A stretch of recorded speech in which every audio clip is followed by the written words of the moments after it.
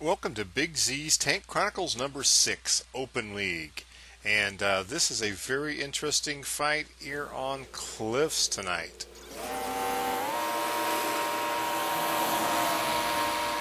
Starting out with two 1390s, a 5100, and two IS-3s. Using the 1390 to spot, we spot the enemy coming in from the south at a normal place. What's not normal is we spot the enemy 1390s coming in on the one line. That's a little different, and we send our two 1390s down there to intercept. Wang Tang in the 5100 was also sent down to help us out, but he gets busy up on the upper part.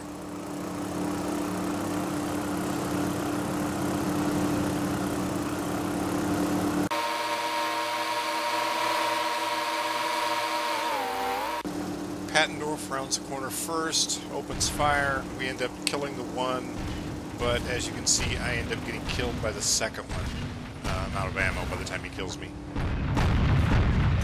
It's really a good thing that I was nearly out of ammo by the time the other guy came down, because he tracked himself coming off that hill.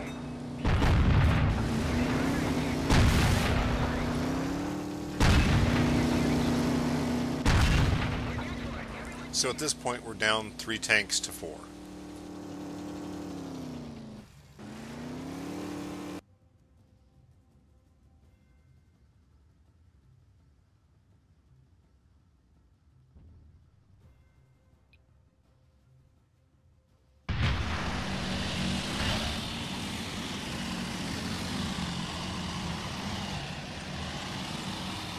They end up encircling us, much like the, if you ever watch the Science of Victory videos, they do kind of that, but they did quite encircle quite so strongly as the Science of Victory would indicate to do.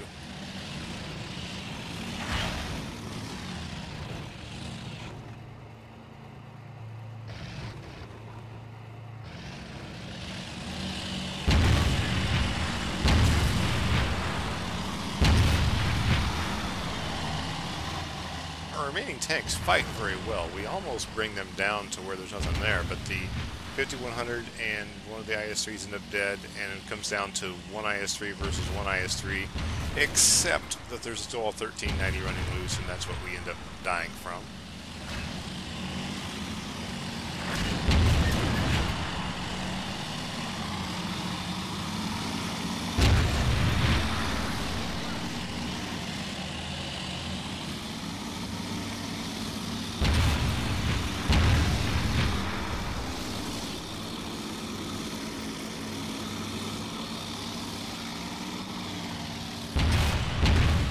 So as you can see, in round 1 we are down 1 fight, but we do come back. Please stay tuned.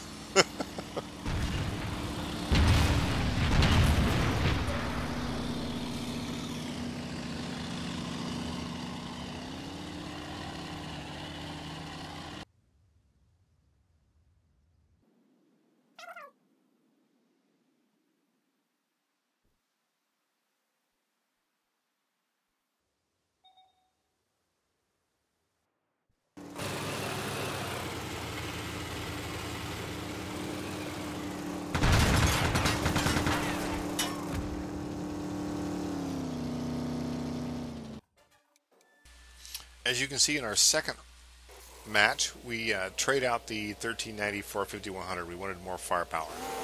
We still have Pat as a 1390, and that works well.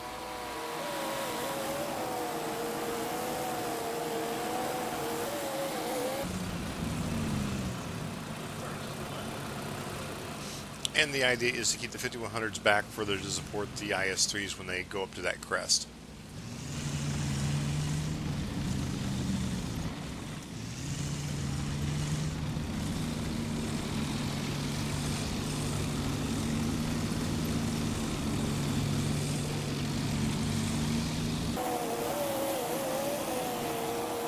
So the 1390s on the enemy team do the same thing they did on the first time, and they end up on the west side of the map. So we immediately charge the other 3 tanks, knowing that we can outnumber them and kill them before the 1390s come into play, hopefully. And watch here as I miss or bounce pretty much all of my shots except for the one that I end up finishing off one of the IS-3s. And then I go back to reload. Remember, in these team battles, it's these tournament fights, unless you can get a couple of clips out of a 5100, it doesn't. They end up not really carrying their weight. And since I was not loaded at the moment, I was told to go back and stop that T1 tank from making any progress. Turns out a Cunningham loaded with gold ammo can penetrate a 5100. They can't do a ton of damage, but they can hurt us a little bit. And I managed to frighten him off into the water, which was a good place for him. He didn't actually go in the water, he went on that cliff, but at least he was stopped from moving forward from that point. After the quick thinking and killing off the heavy tanks, it was just a matter of chasing down the two 1390s. They do have some firepower, but they're not nearly as strong as the tanks we have chasing them down.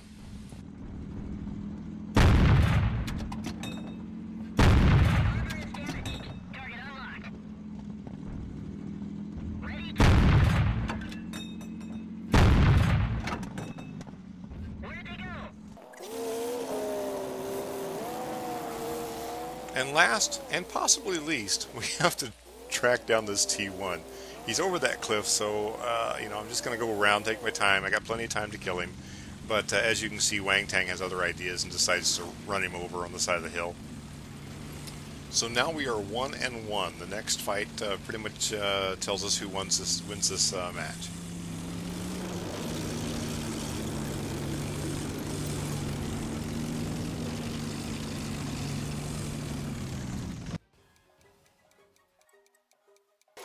We stayed with the same layout of tanks as the other one, and we were going to send the 1390 up to do the spotting, and was hoping to pull off the same basic maneuver as last time.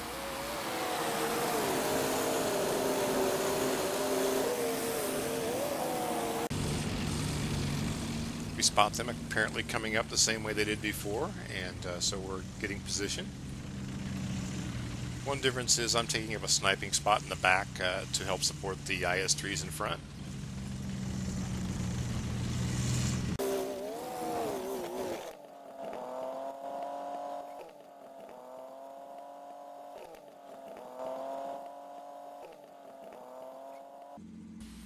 Our scouts find the enemy around the eastern ridge there. And we wait, and we wait, and we wait, and these guys are not showing up. It's like, where'd they go? Pat finally decides to go up the hill to see if he can get some spots on them, because they're obviously not approaching us. They have chosen to fight completely defensively, so we have to go after them, which gets into a very prickly type situation.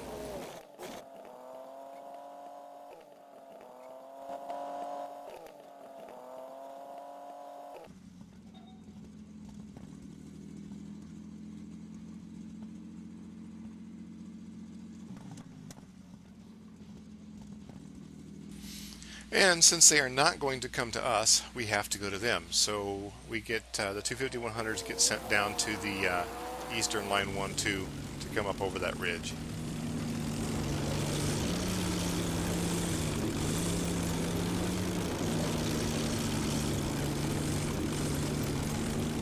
One thing that was really nice about this is our T1 took out the other T1 before seeing any of the 5100s behind him. So the enemy does not know the 5100s are down along that south corner.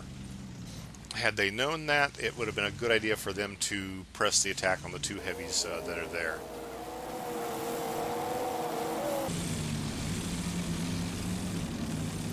It's also great that Pat took the top of that hill, because now we have just kind of, he can kind of spot as he needs to all of the other tanks.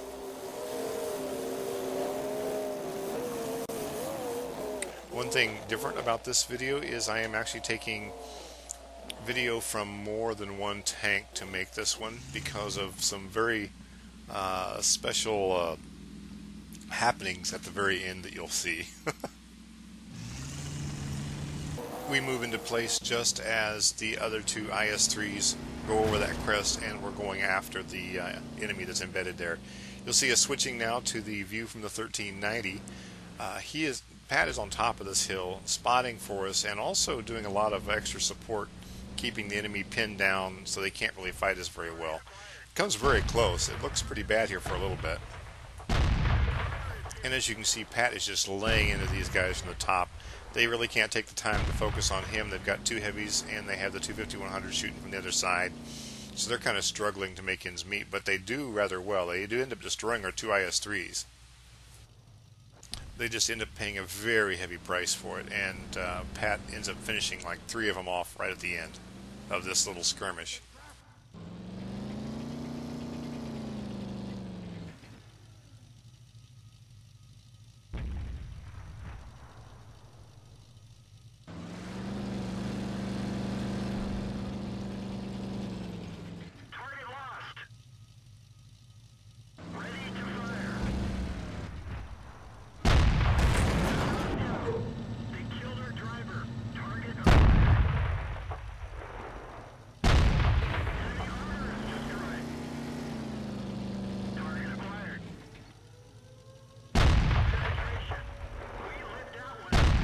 After he gets unloaded, he heads to the north, and I am trying to intercept one of the tanks that he badly damaged around the east side, the one line.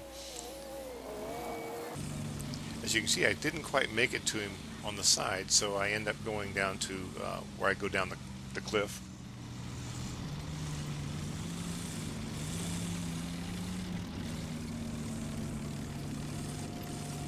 And this IS-3 just doesn't have enough tank left to take me on. I've got 2 rounds, which is just enough to take him out, and he does not have enough rounds, or does not have enough time to finish me off. I just had to be really careful about making sure those 2 rounds counted.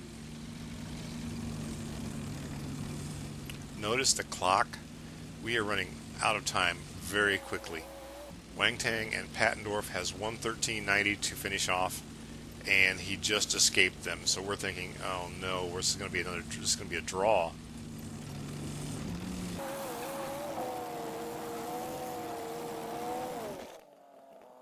But as you can see, as the last second of the fight hits, Pattendorf finds the enemy and ends up killing him before the clock runs out.